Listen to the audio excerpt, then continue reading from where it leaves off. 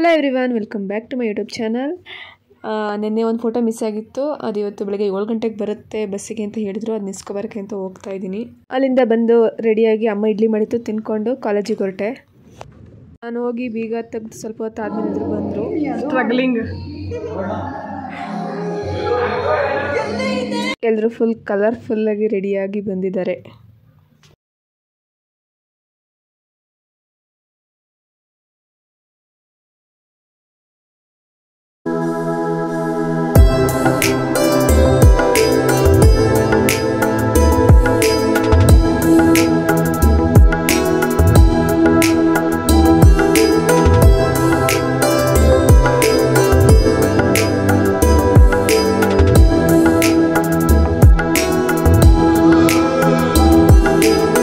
ಒಂದಿಬ್ಬರು ಸೀನಿಯರ್ಸ್ ಬಂದಿದ್ರು. ಅವರು ನಾವು ಮಾಡಿರೋ ಮೆಮೊರಿ ವಾಲ್ ನೋಡಿ ಫೋಟೋ ತಗೋತಾ ಇದ್ರು.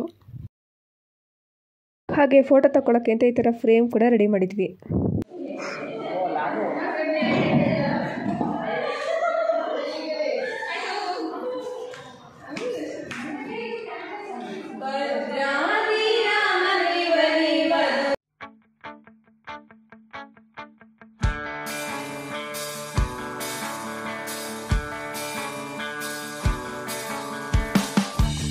Vamos a ver todo lo que hay.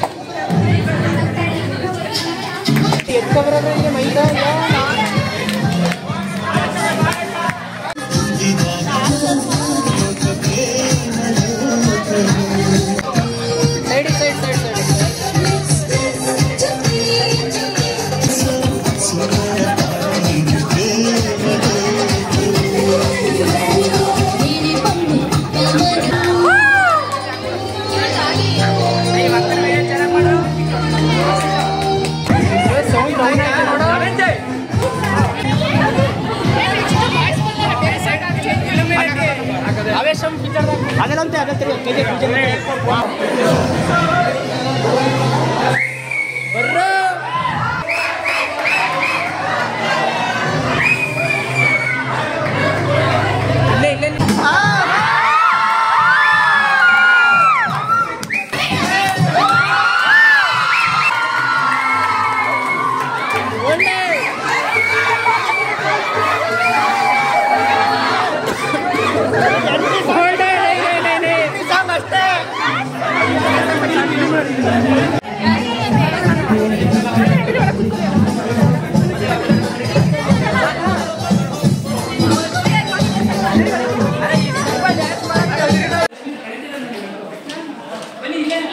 ಅಕ್ಕ ಒಂಚೂರು ಬೇಗ ಬರೋದಲ್ವೇನಕ್ಕ?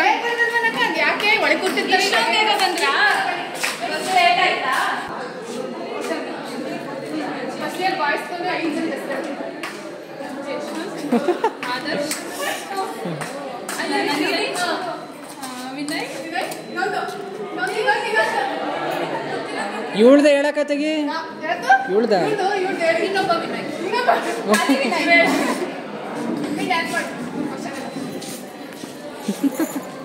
ಎಂಟ್ರಿಲಿ ಎಲ್ರಿಗೂ ಈ ಥರ ಗ್ರೀಟಿಂಗ್ಸ್ನ ಕೊಟ್ವಿ. ಫಂಕ್ಷನ್ಗೆ ಪ್ರಿನ್ಸಿಪಲ್ನ ಇನ್ವೈಟ್ ಮಾಡಿದ್ವಿ. ಅವ್ರು ಬರೋದು ಅರ್ಧ ಗಂಟೆ ಲೇಟ್ ಆಗುತ್ತೆ ಅಂತ ಗೊತ್ತಾಯಿತು. ಹಂಗಾಗಿ ಸೀನಿಯರ್ಸ್ ಹತ್ರ ಕೇಕ್ ಕಟ್ಟಿಂಗ್ ಮಾಡಿಸಿದ್ವಿ. ಜ್ಞಾನವೇ ಬೆಳಕು, ಶಿಕ್ಷಕರೇ ಬೆಳಕಿನ ಮೂಲ. ಅಜ್ಞಾನದ ಕತ್ತಲೆಯಲ್ಲಿರುವ ನಮ್ಮನ್ನು ಜ್ಞಾನದ ಬೆಳಕಿನೆಡೆಗೆ ಕೊಂಡೊಯ್ಯುತ್ತಾರೆ. ಈ ಕಾರ್ಯಕ್ರಮವನ್ನು ದೀಪ ಬೆಳಗಿಸುವ ಮೂಲಕ ಹಾಗೂ ಇಂದು ವಿಶ್ವ ಪರಿಸರ ದಿನ ಇರುವ ಕಾರಣ ಗಿಡಕ್ಕೆ ನೀರಾಕುವ ಮೂಲಕ ಈ ಕಾರ್ಯಕ್ರಮವನ್ನು ಪ್ರಾರಂಭಿಸೋಣ. ಮನೆಗೊಂದು ಮರ, ಮನಸ್ಸಿಗೊಂದು ನೆಮ್ಮದಿ. ಗಿಡ ನೆಟ್ಟುದರೆ ಗಟ್ಟಿತನವನ್ನು ಸಾರೋಣ. ಫಂಕ್ಷನ್ ಸ್ಟಾರ್ಟ್ ಆಯಿತು. ಸ್ವಾತಿ ಪ್ರಾರ್ಥನೆ ಹೇಳಿದ್ಲು.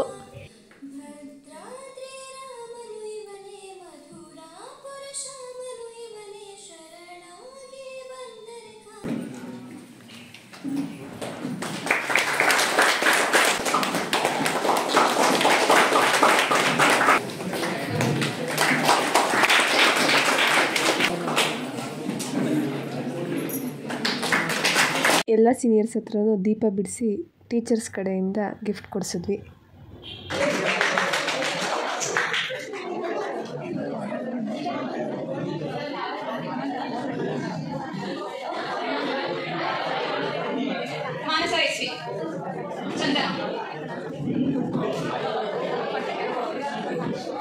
ಎರಡನೇ ವರ್ಷದ ವಿದ್ಯಾರ್ಥಿ 4ನೇ ಸೆಮಿಸ್ಟರ್ನಲ್ಲಿ ಇದ್ದರೆ ನಿಮ್ಮ ವಿದ್ಯಾಭ್ಯಾಸದ ಸಂಪೂರ್ಣವಾದಂಥ ಇದು ಮುಗಿದಿದೆ. ಮುಂದೆ ಕೆಲವು ವಿದ್ಯಾರ್ಥಿಗಳು ಹೈಯರ್ ಎಜುಕೇಶನ್ ಅಂದರೆ PhD ಹೋಗ್ಬೋದು. ಸೊ ಲಾಸ್ಟ್ ಟೈಮ್ ಇಂಥದ್ದೆಲ್ಲ ಮಾಡಿರಲಿಲ್ಲ. ಲಾಸ್ಟ್ ಟೈಮ್ ಪಯಣ ಅಂತ ಏನೋ ಒಂದು ಟ್ಯಾಕ್ಟರ್ ಹಾಕೊಂಡು ಮಾಡಿದ್ರು. ಸೊ ಹಾಗೆ ಈಗ ನೀವು ಇವರಿಗೆ ಸೆಂಡ್ ಆಫ್ ಕೊಟ್ಟಿದ್ದೀರಾ. ನೆಕ್ಸ್ಟ್ ವೆಲ್ಕಮ್ ಮಾಡಿ. ಸೊ ನಮ್ಗೆ ಏನಂದ್ರೆ ನಾವು ಪ್ರತಿ ವರ್ಷ ಎರಡಕ್ಕೂ ಸಾಕ್ಷಿಯಾಗಿರ್ತೀವಿ. ಸೊ ಮಕ್ಕಳು ಬರ್ತಿರ್ತಾರೆ, ಮಕ್ಕಳು ಹೋಗ್ತಿರ್ತಾರೆ. ಸೊ ನೀವು ನಿಮ್ಮ ಭವಿಷ್ಯನ ಕಟ್ಕೊಳ್ಳಕ್ಕೆ ಇಲ್ಲಿಂದ ಹೊರಗೆ ಹೋಗಿರ್ತೀರ. ನಾವು So you have a strong the knowledge over your subject. ನೀವು ಎಷ್ಟು ಮಾರ್ಕ್ಸ್ ತಗೊಂಡ್ರಿ, ಎಷ್ಟಿಗೆ ತಗೊಂಡ್ರಿ, ನೋಬಡಿ ವಾಂಟ್ಸ್ ದಟ್ ಒನ್. ಇಲ್ಲಿ ಏನಕ್ಕೆ ನಾವು ತುಂಬ ಡಿಸಿಪ್ಲಿನ್ ಆಗಿ ನಾವು ಕಲಿಸ್ತಾ ಇದೀವಿ ಅಂತಂದ್ರೆ 6 ತಿಂಗಳು ಮನೇಲಿ ಇದ್ದೆ. ಅವಾಗ ಗೊತ್ತಾಯ್ತು ಫ್ರಸ್ಟ್ರೇಷನ್ ಎಂತ ಅಂತ. ಮೊದಲನೇದಾಗಿ ಫಸ್ಟ್ ಇಯರ್ ಸರ್ಗೆ ಥ್ಯಾಂಕ್ಸ್ ಹೇಳ್ತೀನಿ. ಯಾಕಂದರೆ ತುಂಬ ಬ್ಯೂಟಿಫುಲ್ ಆಗಿ ಅಟ್ರಾಕ್ಟಿವ್ ಆಗಿ ಡೆಕೋರೇಟ್ ಮಾಡಿದ್ದಾರೆ ಸೆಂಟ್ ಆಫ್ಗೆ. ಏನಪ್ಪ ಅಂದರೆ ಈ ಕಾಲೇಜಲ್ಲಿ 2 ಇಯರ್ಸ್ ಏನು ನಾವು ಸ್ಪೆಂಡ್ ಮಾಡಿದ್ದೀವಿ ಅದನ್ನು 2 ಇಯರ್ಸ್ ಇಂದ ಇರೋಕ್ಕಾಗಲ್ಲ. ಏನು ಬೆಸ್ಟ್ ಮೂಮೆಂಟ್ ನಾನು ಫೀಲ್ ಮಾಡಿದ್ರೆ ಮಾತ್ರ ಎಕ್ಸ್ಪ್ಲೇನ್ ಮಾಡೋಕ್ಕೆ ಇಷ್ಟಪಡ್ತೀನಿ. ಫಸ್ಟಿಗೆ ಇಲ್ಲಿ ಬಂದಾಗ ನನಗೆ ಗೊತ್ತಾಯಿತು ಅಂದರೆ ಏನಂದರೆ ಈ ಕಾಲೇಜಲ್ಲಿ ಸ್ಟ್ರೆಂತ್ ಏನಪ್ಪ ಅಂದರೆ ಈ ಕಾಲೇಜಿನ ಲೆಕ್ಚರ್ಸ್ಗಳು ಎಲ್ಲ ವೆಲ್ ಎಕ್ಸ್ಪರ್ಟ್ ಲೆವೆಲ್ಗಳು ಲೆಕ್ಚರ್ಸ್ಗಳಿದ್ದಾರೆ. ಎಲ್ಲರಿಗೂ ನಮಸ್ಕಾರ. ಏನ್ ಮಾತಾಡ್ಬೇಕಂತಾನೆ ಗೊತ್ತಿಲ್ಲ. ಅಂದ್ರೆ ಲಾಸ್ಟ್ 5 ಇಯರ್ಸ್ ಇಂದ ನಾವು ಇದೇ ಕಾಲೇಜಲ್ಲಿ ಇರೋದು. ಬಟ್ ಸಡನ್ಲಿ ಇಲ್ಲಿಂದ ಹೊರಗಡೆ ಹೋಗೋದ್ರೆ ಸ್ವಲ್ಪ ಬೇಜಾರಾಗುತ್ತೆ. ಅಂದ್ರೆ ಈಗ ಎಲ್ಲರೂ ಕೂಡ ಈಗ ಬೇರೆ ನಾನು ಸ್ವಲ್ಪ ಬೇರೆ ಆಕ್ಟಿವಿಟೀಸ್ ಸ್ವಲ್ಪ ಮುಂದೆ ಬಂದ್ರೆ ಸ್ವಲ್ಪ ವೀಕ್ ಸ್ಟೂಡೆಂಟೇ ನಾನು. ಎಲ್ಲ ಅಂದ್ರೆ ಎಫರ್ಟ್ ಆಗ್ತಿರೋ ಗೊತ್ತಿಲ್ಲ. ಬಟ್ ಬೇರೆ ಕಂಪೇರ್ ಮಾಡಿದ್ರೆ ಓದೋದ್ರಲ್ಲಿ ನಾನು ಸ್ವಲ್ಪ ಹಿಂದೆ.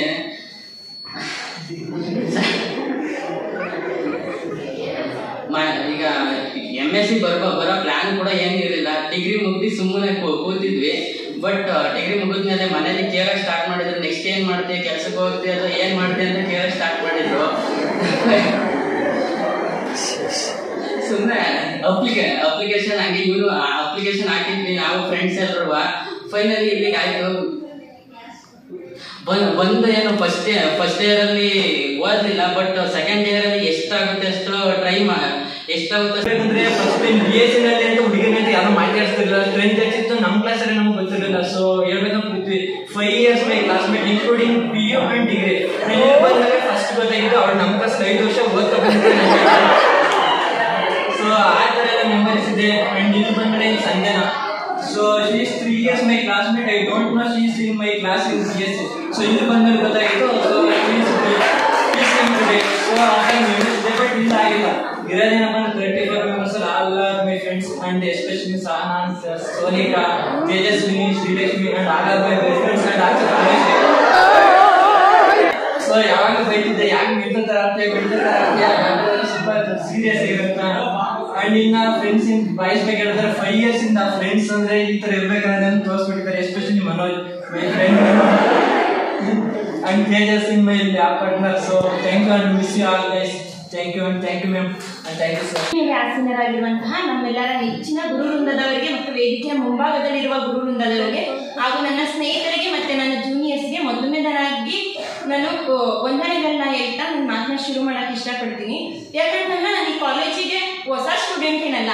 ನಾನು ಡಿಗ್ರಿನೂ ಇದೇ ಕಾಲೇಜ್ 3 ವರ್ಷ ಓದಿದ್ದು. ಆದ್ರೆ ಒಂದ್ಸಲ ಈ ಕಡೆ PG ಡಿಪಾರ್ಟ್ಮೆಂಟ್ ಕಡೆ ಬಂದವಳೆ ಅಲ್ಲ. ಆಫ್ಟರ್ 3 ವರ್ಷ ಆದ್ಮೇಲೆ ನನ್ಗೊಂದು ಕನ್ಫ್ಯೂಷನ್ ಇತ್ತು, ನಾನು ನೆಕ್ಸ್ಟ್ ಏನ್ ಮಾಡ್ಬೇಕು ಅಂತ. ಸೊ ಮನೇಲಿ ಎಲ್ಲರೂ ಏನ್ ಮಾಡ್ತೀಯಾ ಅಂತ ಒಂದ್ ಕಡೆ CET ಒಂದ್ ಕಡೆ B.Ed, MSc ಹೋಗ್ಲಾ B.Ed ಹೋಗ್ಲಾ ಅಂತ. ಆ ಟೆಲಿಕಾಸ್ಟ್ ನಾನು 2 ಇಯರ್ಸ್ ಅಷ್ಟೇ ಓದ್ಬೇಕು, ಆಮೇಲೆ ಜಾಬ್ ಮಾಡ್ಕೊಬಿಡೋಣ. ನನಗೆ ಅಂದ್ರೆ ಎಜುಕೇಶನ್ 4 ವರ್ಷ ಕಂಟಿನ್ಯೂ ಮಾಡಕ್ಕಾಗಲ್ಲ. B.Ed ಆದ್ರೆ ಕರೆಸ್ಪಾಂಡೆನ್ಸ್ ಜಾಸ್ತಿ ಅಮೌಂಟ್ ಆಗುತ್ತೆ.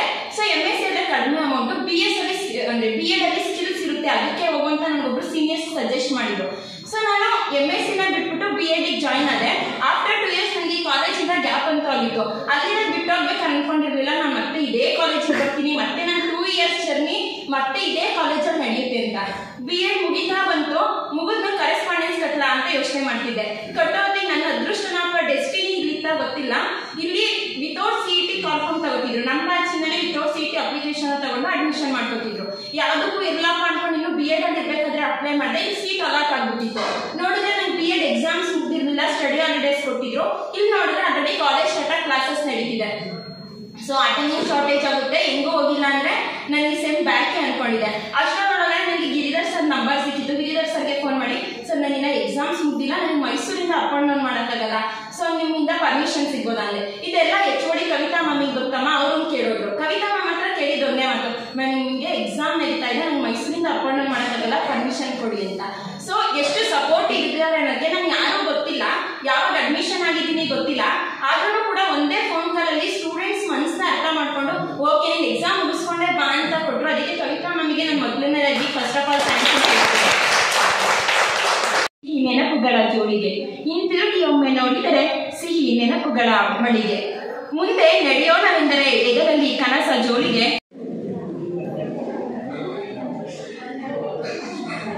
ಇವಾಗ 7 years ಆಗಿದೆ. 7 years ಇವಾಗ ಜಗಳ ಆಡ್ಕೊಂಡಿದ್ದೀವಿ.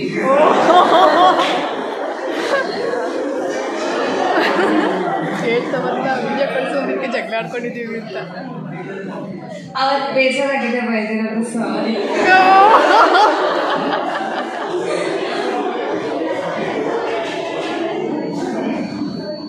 ಕಾಲೇಜಲ್ಲಿ ಎಲ್ಲರೂ ಜೊತೆನೂ ಒಳ್ಳೆ ಬಾಂಡಿಂಗ್ ಇತ್ತು ನನಗೆ. ಟೀಚರ್ಸ್ ಹತ್ರನೂ ಅಷ್ಟೇ ಎದುರು ಕಾಳೋದು ಆ ಥರ ಎಲ್ಲ ಕಲಿಸ್ತೇವೆ. ನಮಗೂ ಅಷ್ಟೇ ಖುಷಿ ಏನಪ್ಪಾ ಅಂದ್ರೆ, ನೀವು ಬೇರೆ ಕಡೆ ಹೋದಾಗ ಎಲ್ಲಿ ಮಾಸ್ಟರ್ ಡಿಗ್ರಿ ಮಾಡಿದ್ರಿ ಅಂತ ಹೇಳಿದ್ರೆ ಅಷ್ಟೇ ಸಾಕು, ನಮಗೆ ನೀವೇನೂ ಕೊಡೋದು ಬೇಡ. ಬಹಳ ಸರಳವಾಗಿ ಮತ್ತೆ ನಾವು ಅಂದ್ಕೊಂಡಿರೋ ತರ ಅಚ್ಚುಕಟ್ಟಾಗಿ ಓದಿ ಬಂದಿದೆ. ಹಂಗಾಗಿ ಈ ಕಾರ್ಯಕ್ರಮಕ್ಕೆ ಪಾಲ್ಗೊಂಡು ಈ ಕಾರ್ಯಕ್ರಮದ ಯಶಸ್ಸಿಗೆ ಕಾರಣವಾಗಿರುವ ಎಲ್ಲರನ್ನೂ ಧನ್ಯವಾದಗಳನ್ನು ಅರ್ಪಿಸುವುದು ನಮ್ಮ ಕರ್ತವ್ಯ.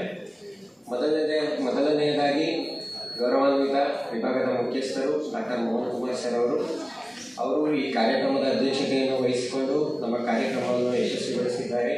ದೇ ಆರ್ ವೇಟಿಂಗ್ ಫಾರ್ ಬಡ್ಸಿಂಗ್, ವಿ ಆರ್ ವೇಟಿಂಗ್ ಫಾರ್ ತಿನ್ನಿಂಗ್. ಆದರೆ ಅಷ್ಟರಲ್ಲಿ ಟೀಚರ್ಸ್ಗೆ ಕೊಟ್ಬಿಡಿ ಅಂತ ಅಂದರು. ಹಂಗಾಗಿ ಟೀಚರ್ಸ್ಗೆ ಬಡಿಸ್ತಿದ್ವಿ, ಇವರೆಲ್ಲ ತಿಂತವ್ರೆ, ಹಂಗೆ ನಮಗೂ ತಿನ್ನಿಸ್ತವ್ರೆ. ಟೀಚರ್ಸ್ಗೆಲ್ಲ ಬಡಿಸಿದ್ಮೇಲೆ ನಾವು ತಟ್ಟೆಗೆ ಹಾಕೊಂಡು ಬ್ಯಾಟಿಂಗ್ ಸ್ಟಾರ್ಟ್ ಮಾಡಿದ್ವಿ.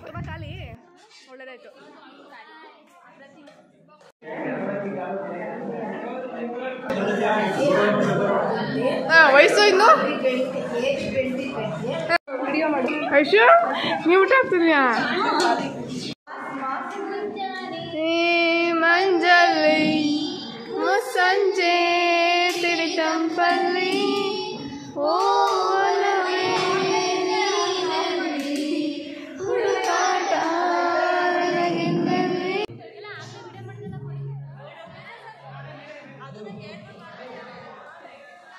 ಊಟ ಆದಮೇಲೆ ಎಲ್ಲರೂ VT ನೋಡೋಕ್ಕೆ ಅಂತ ಅಸೆಂಬಲ್ ಮಾಡಿದ್ದೀವಿ. VT ಸ್ಟಾರ್ಟ್ ಆಯಿತು. VT ನೋಡಿದ್ಮೇಲೆ ಸೀನಿಯರ್ಸ್ಗೆ ಸ್ವಲ್ಪ ಗೇಮ್ ಆಡಿಸಿದ್ವಿ.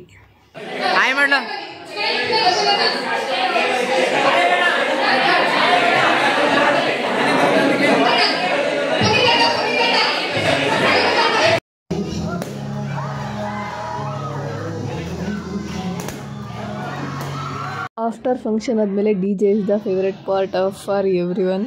ಸೊ DJ ಸ್ಟಾರ್ಟ್ ಆಯಿತು.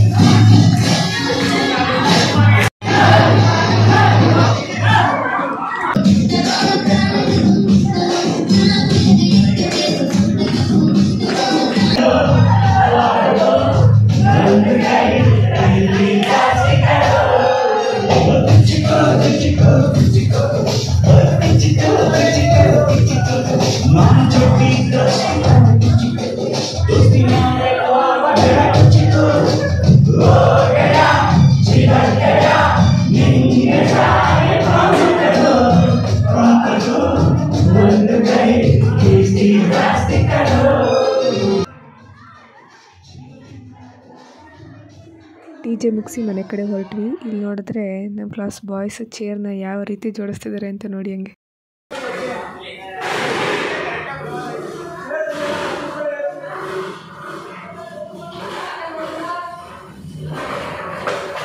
ಸೊ ಇದಾಗಿತ್ತು ಇವತ್ತಿನ farewell vlog. Thank you for watching.